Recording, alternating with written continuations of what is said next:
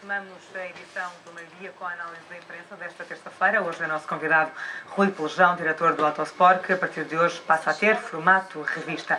Já falaremos da revista. Rui, bom dia. Bom dia. Vamos começar antes pelo Diário Económico e esta notícia dos chips para as matrículas dos carros.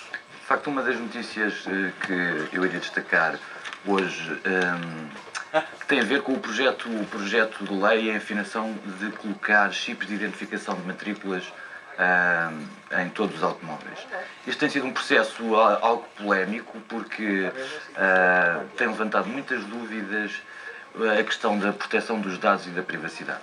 O Governo tem feito sucessivas afinações nesta lei, mas agora parece que, segundo o Diário Económico, vai avançar de facto este projeto, que tem aqui algumas nuances que me parecem de facto muito complicadas, porque as vantagens de poder controlar para efeitos de gestão de tráfego, para efeitos até de facilitar, passam-se a poder pagar portagens com este sistema, tem também bem aqui um lado que me parece que merece as reservas do Presidente e merece as reservas da Comissão de Proteção de Dados, que é, no fundo, a monitorização, como se faz a monitorização destes chips.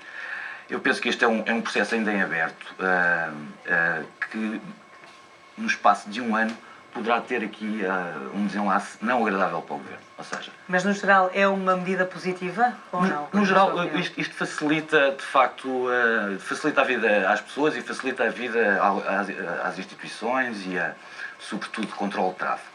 Mas a questão aqui é até que ponto isto pode funcionar. Por exemplo, vejamos aqui, no espaço de um ano, e diz aqui isto facilita serviços, comunidade do condutor, gestão de longa distância. Por exemplo, esta gestão da longa distância, o que é que permitia? O objetivo disto era poder-se monitorizar onde estão os carros a determinado momento para poder fazer gestão de tráfego. Ou seja, mas isso basicamente é um Big Brother is watching you. Uhum. Então o que é que vai acontecer? O Governo já recuou e vai obrigar a adotar apenas um controle de curta distância. Significa o quê? Que, se calhar, todas as funcionalidades deste chip vão acabar por ser reduzidas a um ponto que o tornará pouco eficaz. Portanto, eu acho que este é um processo em aberto e complicado, que deveria merecer, de facto, alguma atenção. Até que ponto é que trará grandes vantagens a essa questão? Rui, vamos avançar agora para a entrevista que o Ministro dos Assuntos Parlamentares dá hoje ao Jornal de Notícias. O que é que lhe chamou a atenção nesta entrevista, além, claro está, do caso Freeport, que é abordado pelo Ministro dos Assuntos Parlamentares? Pois, aqui a questão não é tanto com o caso Freeport, mas é sempre estas intervenções do Ministro dos Assuntos Parlamentares, que tem também a tutela do setor da comunicação social em Portugal, e que vem aqui nesta entrevista falar, mais uma vez, de uma campanha negra contra o Estado a propósito deste caso Freeport.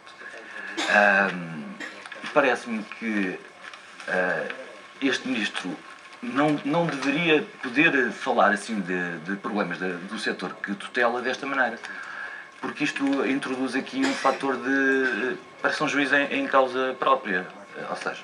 Assim, Augusto Santos Silva diz que mede as palavras nesta entrevista. Ele diz que, só para ler aqui um bocadinho, garante que existem poderes ocultos empenhados em destruir político e moralmente os desóbvios. Ele pode ter até toda a razão em ter esta opinião, mas eu acho que deveria melhorar aqui um pouco o seu discurso.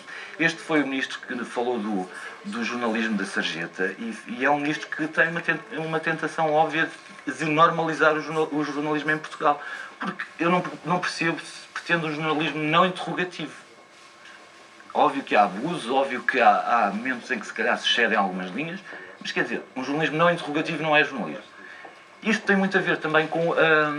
acho que há aqui um certo trauma ainda do caso Casa Pia, que levou, segundo o Ministro, à decapitação da liderança do PS nessa altura, e que depois impulsionou uma série de medidas que, a meu ver, vieram cercear a liberdade de imprensa. Ou seja,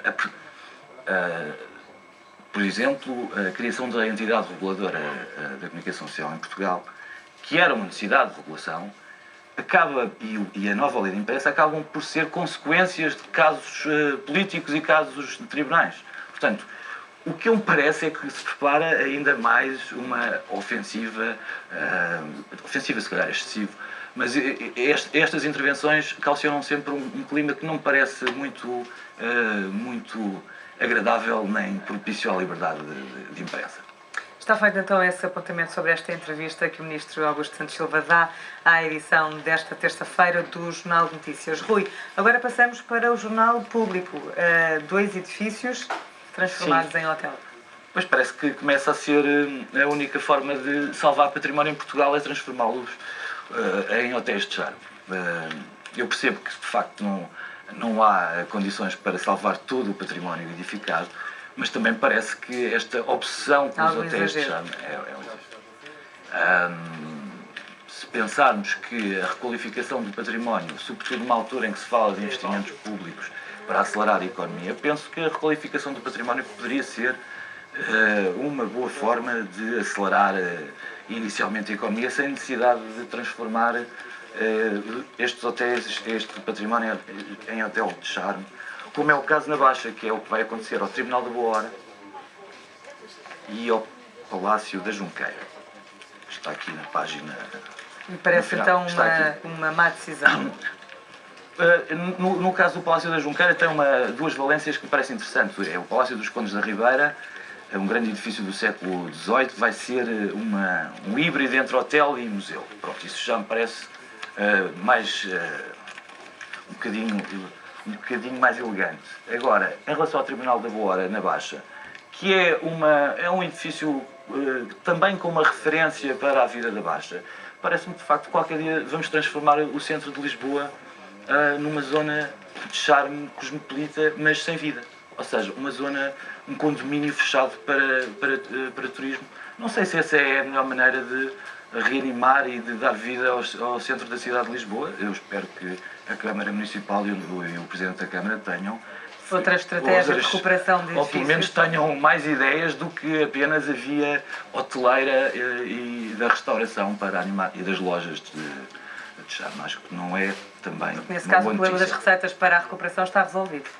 Poderia estar, mas eu acho que o património pode ser encarado como um investimento público para outro tipo de valências. Há coisas que se podem fazer em edifícios históricos. Para lá de hotéis podem-se fazer museus, centros culturais. Quer dizer, agora sempre hotel é que me parece já um exagero. Rui, vamos agora para o Diário de Notícias. O que é que chamou a atenção nesta crónica de Ferreira Fernandes, intitulada A História a Acelerar na Estrada? Bem, o Diário de Notícias começa sempre por aqui, começa sempre por trás, porque acho que... Começa sempre pelo Ferreira Fernandes, porque é de facto uma das mais refrescantes escritas de crónica diária nos jornais diários.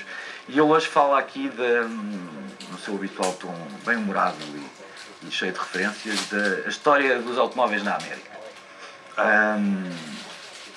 Os Estados Unidos foram de facto o país onde o automóvel se popularizou desde que, no início do século, Henry Ford tornou o automóvel um bem de consumo global. Portanto, ele depois conta aqui, no fundo, a história do automóvel em 3 ou 4 deliciosas referências, desde os carros do On The Road, Jack Kerouac, até aos Mustangs, para terminar com uma ideia de facto muito interessante. É que, pela primeira vez, nos últimos 20, 30 anos, os Estados Unidos não foram o país onde mais automóveis se venderam em janeiro. Venderam-se 650 mil automóveis em janeiro nos Estados Unidos e 790 mil na China. Portanto, e como ele diz, a história também anda sobre rodas. Isto é, de facto, uma mudança muito mais significativa do que ser apenas volumes de vendas. Rui, já temos muito pouco tempo. Sim. Vamos só fazer um apontamento a esta notícia que é também destaque no Record. Selena faz hoje 50 anos. Pronto, é destaque, aliás, em quase todos os desportivos. Foi um dos futebolistas mais entusiasmantes da década de 80 e é também uma personagem simpática a todos nós, e eu acho que dar os parabéns ao Selena também nos fica bem aqui. Muito bem, ficam então dados os parabéns a Selena, que celebra hoje 50 anos. Rui, Autosport, com uma imagem renovada, o jornal passou a revista, que novidades traz? Bem, essencialmente é uma mudança de formato e de filosofia. O Autosport é um jornal com 31 anos, é uma publicação que tem um público fiel e bastante seguidor do fenómeno das corridas de automóveis, e nós achamos que agora era a altura de fazer aqui uma mudança. Vamos passar a sair à terça-feira com um formato mais atraente e também com uma outra abordagem das corridas de automóveis do Campeonato de Fórmula 1 e do Mundial de Rallys. Nesta edição destaco claramente a entrevista com o campeão do mundo de Fórmula 1, o Hamilton, uma grande entrevista onde ele fala da sua vida privada e também do desporto, e ele é para nós uma espécie de Barack Obama da Fórmula 1, portanto é uma personagem interessante de conhecer na sua vida privada. Pronto, essencialmente é isto, uma nova abordagem do automóvel, não o automóvel como apenas bem material, mas o automóvel como uma cultura. É isso que vamos tentar emprestar a esta revista todas as semanas. Muito bem, fica então esta sugestão no formato da revista Autosport. Rui, muito obrigada pela participação nesta edição do Meio-Dia. Foi a análise da imprensa desta terça-feira com o Rui Pelejão, diretor do Autosport. Fazemos agora uma curta pausa. As notícias são atualizadas às 11 em ponto. Até lá. Bom dia.